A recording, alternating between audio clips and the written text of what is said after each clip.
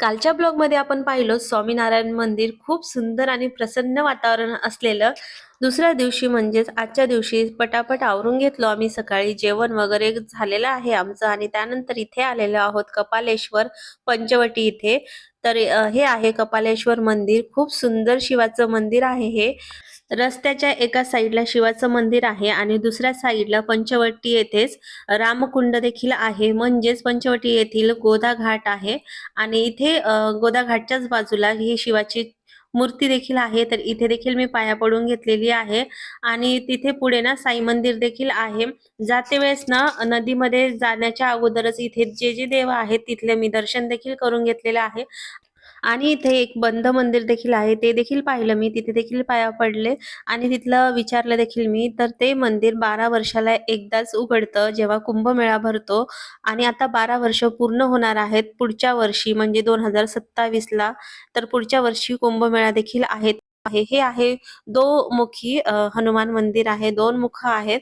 एका साईडला रागिष्ट हनुमान आहेत, म्हणजेच एका राक्षसाचा वध करते वेळेस, आणि दुसऱ्या साईडनी शांत स्वरूपामधील हनुमान आहेत.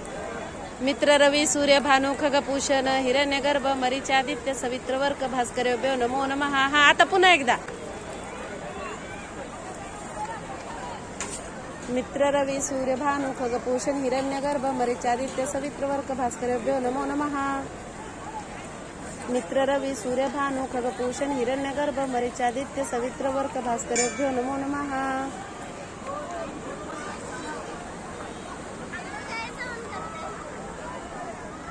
रामकुंडाच्या बाजूलाच इथे छान छान असे दुकानं लागलेले आहेत.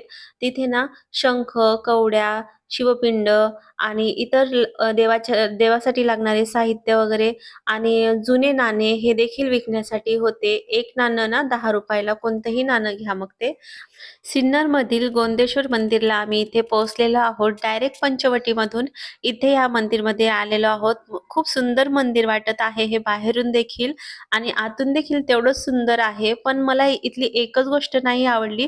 तुम्ही नंदी पाहत आहात ना, त्याचे कान वगैरे नाहीयेत. काही नंदीचे कान तुटलेले आहेत, तर काही नंदींचे ना शिंग तुटलेले आहेत. तर काही नंदी तर 3 नंदी तर एका जागी सलग असे होते आणि तिन्ही नंदीचे ना शिरच नव्हते देवस्थानी, असं मला थोडंसं विचित्र वाटलं.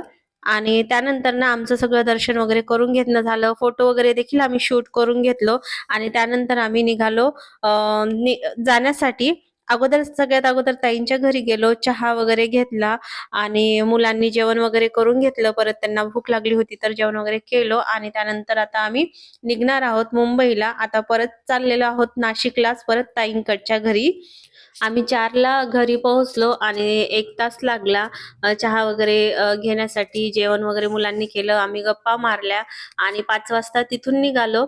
5 वाजता निघाल्याच्या नंतर मग पोहोचायला आम्हाला भरपूर उशीर झाला होता. 11 वाजले होते. मुलांना भूक लागली, मग आम्ही इथे कल्याणच्या हॉटेलला थांबलो.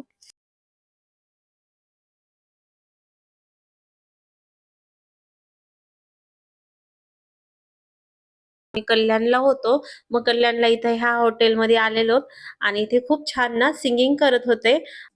हॉटेलमध्ये असं सिंगिंग करताना मी तर फर्स्ट टाइम पाहिलेलं आहे. तुम्ही पाहिलेलं आहे का?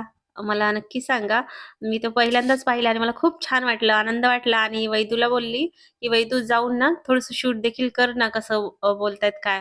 आणि यश पप्पांनी मला बोलले की तुला जर कोणतं गाणं आवडत असेल ना, आपण त्यांना सांगू शकतो आणि ते आपल्या आवडीचं गाणं बोलतात. तर मी नाही सांगितलं, तरी पण वैदूच्याच आवडतीचं देखील तिथे गाणं लागलं होतं आणि वैदू तिथे जवळ जाऊन गाणं तिच्या आवडतीचं लागलं की जवळ जाऊन त्यांची शूटिंग देखील केलेली आहे.